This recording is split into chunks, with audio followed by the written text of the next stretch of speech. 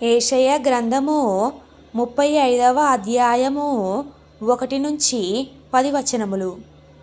అరణ్యమును ఎండిన భూమియు సంతోషించును, అడవి ఉల్లసించి కస్తూరి పుష్పము వలె పూయును.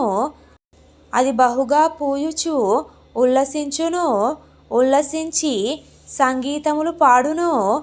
లెబానోను సౌందర్యము దానికి కలుగును, కర్మెలు షారోనులకున్న సొగసు దానికుండును. అవి యెహోవా మహిమను, మన దేవుని తేజస్సును చూచును. సడలిన చేతులను బలపరచుడి, తొట్రిల్లు మోకాళ్లను దృఢపరచుడి. తత్తరిల్లు హృదయులతో ఇట్లనుడి, భయపడక ధైర్యముగా ఉండుడి. ప్రతిదండన చేయుటకై మీ దేవుడు వచ్చుచున్నాడు.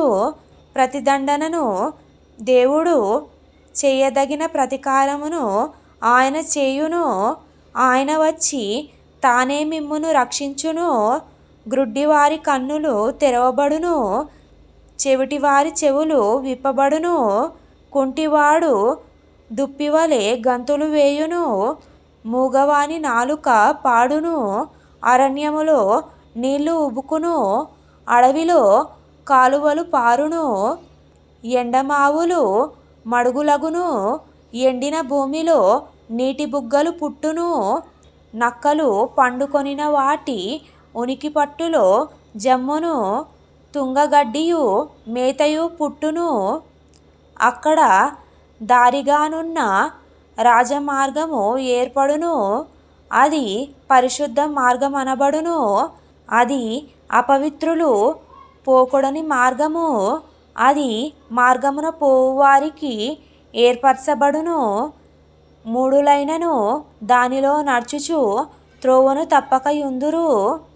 అక్కడ సింహముండదు, క్రూర జంతువులు దాన్ని ఎక్కవు, అవి అక్కడ కనబడవు.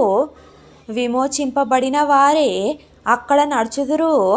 యెహోవా విమోచించిన వారు పాటలు పాడుచు తిరిగి సియోనునకు వచ్చెదరు. వారి తలల మీద నిత్యానందముండును. వారు ఆనంద సంతోషములు గలవారై వచ్చెదరు. దుఃఖమును నిట్టూర్పును ఎగిరిపోవును.